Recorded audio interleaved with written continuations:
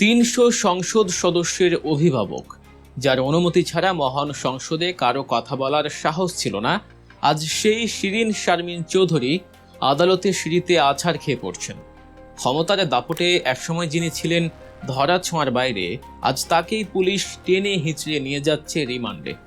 ভাগ্যের কি নির্মম পরিহাস যে স্পিকারের চেয়ার থেকে তিনি বছরের পর বছর শেখ হাসিনার প্রতিটি অগণতান্ত্রিক সিদ্ধান্তকে বৈধতা দিয়েছিলেন, সেই চেয়ার হারানোর মাত্র কয়েক মাসের মাথায় তাকে এখন খুনের মামলার আসামি হয়ে জেল খাটতে হচ্ছে।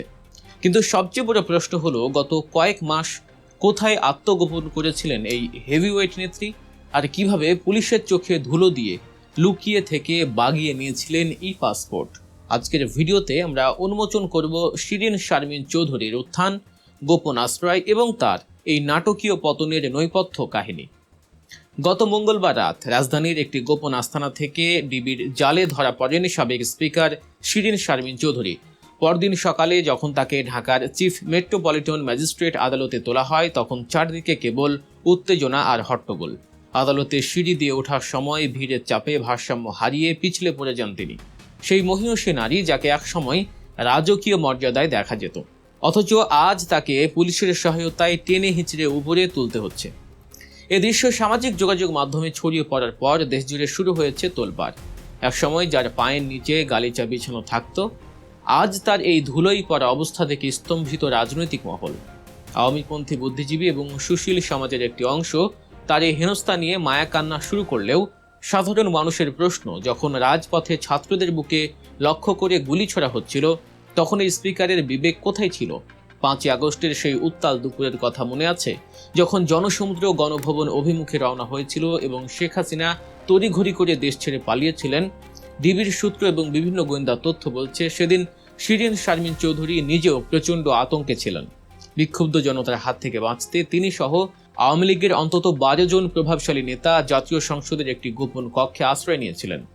সেদিন যদি তারা ধরা পড়তেন, তবে হয়তো গণপিটুনিতেই প্রাণ হারাতে হতো, কারণ সেদিন আওয়ামী লীগের যে কোনো নেতার নামই ছিল মানুষের কাছে ঘৃণার প্রতিশব্দ।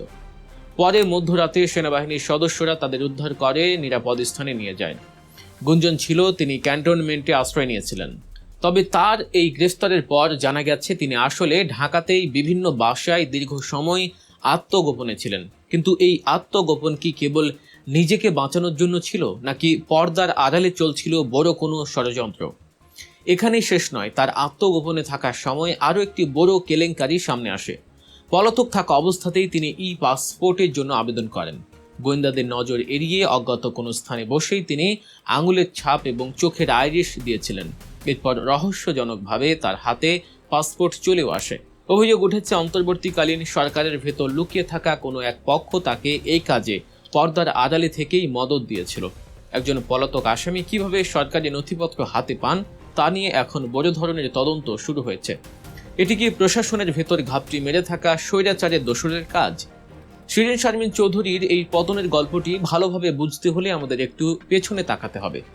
যারা দেশ ও জাতির খবর নিয়মিত পেতে চান এবং পর্দার আড়ালের সত্য জানতে চান, তারা এখনই গল্প নিউজ চ্যানেলটি সাবস্ক্রাইব করে রাখুন এবং বেল আইকনটি চেপে দিন। আপনাদের একটি সাবস্ক্রিপশন আমাদের সত্য তুলে ধরতে সাহস যোগায়। এবার আসা যাক তার রাজনৈতিক ক্যারিয়ারের দিকে। 2009 সালে সংরক্ষিত নারী আসনের সদস্য হিসেবে তার যাত্রা শুরু। 2013 সালে তিনি বাংলাদেশের ইতিহাসে প্রথম নারী স্পিকার হিসেবে নির্বাচিত হন। এরপর 2014, 2018 এবং 24 সালের বিতর্কিত ও প্রহসনের নির্বাচনগুলোতে তিনি রংপুর 6 আসন থেকে সংসদ সদস্য হন। শেখ হাসিনার অত্যন্ত ঘনিষ্ঠ এই নেত্রী স্পিকারের চেয়ারে বসে সংসদের মর্যাদা রক্ষা করার চেয়ে বেশি ব্যস্ত ছিলেন স্বৈরাচারী শাসনকে সুরক্ষা দিতে। বিরোধী দলের সদস্যদের উপর দমন পীড়ন এবং একতরফা আইন পাশের ক্ষেত্রে তার ভূমিকা ছিল প্রশ্নবিদ্ধ। শেখ হাসিনার প্রতিটি অপকর্মের একটা বৈধ সার্টিফিকেট দিতে নিজ স্পিকার পদকে তিনি ঢাল হিসেবেই ব্যবহার করেছিলেন। সবচেয়ে বড় অপরাধের জায়গাটি হল 2024 সালের জুলাই বিপ্লব। যখন কোটা সংস্কার আন্দোলনের ছাত্র জনতাকে পাখির মতো গুলি করে মারা হচ্ছিল, তখন স্পিকার হিসেবে তিনি একটিও শব্দ খরচ করেননি, বরং প্রতিটি গুলি বর্ষণ আর হত্যার পেছনে যে সরকারের সাঁই ছিল, তিনি সেই সরকারেরই অংশ হয়ে নীরব সমর্থন জুগিয়ে গেছেন। একজন স্পিকার হিসেবে তার দায়িত্ব ছিল জনগণের পক্ষে কথা বলা, কিন্তু তিনি বেছে নিয়েছিলেন স্বৈরাচারের দাসত্ব। বর্তমানে তাকে গ্রেফতার দেখানো হয়েছে 18 জুলাইয়ের একটি সহিংস ঘটনার মামলায়। সেদিন আজিমপুর সরকারি কলোনি এলাকায় ছাত্র জনতার শান্তিপূর্ণ মিছিলে পুলিশ নির্বিচারে গুলি চালায়। সেই গুলিতে মোহাম্মদ আশরাফুল নামে এক আন্দোলনকারীর চোখ, মাথা ও শরীরে অসংখ্য গুলি লাগে। এই হামলার নির্দেশদাতা হিসেবে শিরিন শারমিন চৌধুরীর বিরুদ্ধে হত্যা চেষ্টা ও সহিংসতার মামলা করা হয়েছে। বর্তমানে তিনি 2 দিনের রিমান্ডে আছেন এবং ডিবির জিজ্ঞাসাবাদের মুখোমুখি হচ্ছেন। শিরিন শারমিন চৌধুরীর এই বর্তমান অবস্থা দেখে অনেকেই সাবেক প্রধানমন্ত্রী বেগম খালেদা জিয়ার কথা মনে করছেন। শেখ হাসিনার শাসন আমলে বেগম জিয়াকে যতটুকু কষ্ট দেয়া হয়েছে তা দেশবাসী জানে।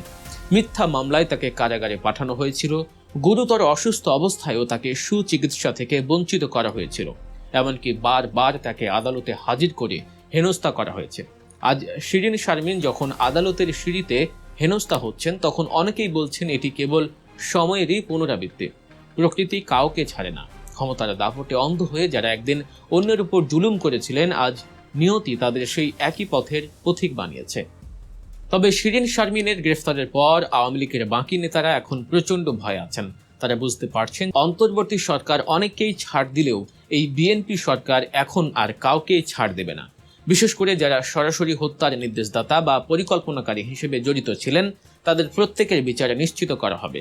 শিরিন শারমিন চৌধুরী ভেবেছিলেন পদত্যাগ করে বা আত্মগোপনে থেকে তিনি পার পেয়ে যাবেন, কিন্তু 2024 সালের 2 সেপ্টেম্বর পদত্যাগের ঘোষণা দিলেও তার পাপের বোঝা তাকে ঠিকই ডিবির খাঁচায় বন্দী করেছে। এই গ্রেফতার বর্তমান এবং ভবিষ্যতের রাজনীতিবিদদের জন্য একটি বড় শিক্ষা। ক্ষমতা চিরস্থায়ী নয়। যে স্পিকার একদিন 300 এমপির মাথার তাজ ছিলেন, যার অনুমতি ছাড়া টু শব্দ করার অধিকার কারো ছিল না সংসদে, আজ তিনি সাধারণ মানুষের ধিক্কার আর পুলিশের হাতে লাঞ্ছিত হচ্ছেন। জনগণের পালস বুঝতে না পারা এবং ক্ষমতার লোভে স্বৈরাচারের দোষরে পরিণত হওয়ার ফল যে কতটা ভয়াবহ, শিরিন শারমিন চৌধুরী তার জীবন্ত উদাহরণ। ক্ষমতার মোহে অন্ধ হয়ে গেলে মানুষ কিভাবে নিজের বিবেককে বিসর্জন দেয়, তার জলজ্জান্ত প্রমাণ আজকের এই সাবেক স্পিকার শিরিন শারমিন চৌধুরী।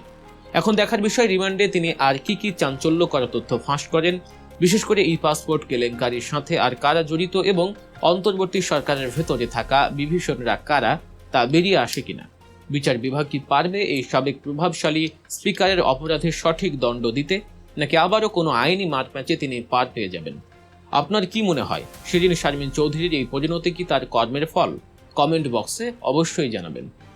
পরবর্তী সব আপডেট পেতে আমাদের পাশে থাকুন। ভিডিওটি ভালো লাগলে লাইক দিন, শেয়ার করে সবাইকে দেখার সুযোগ করে দিন। আর নিয়মিত সত্য ও বস্তুনিষ্ঠ সংবাদ পেতে গল্প নিউজ চ্যানেলটি এখনই সাবস্ক্রাইব করুন। দেখা হচ্ছে পরবর্তী ভিডিওতে।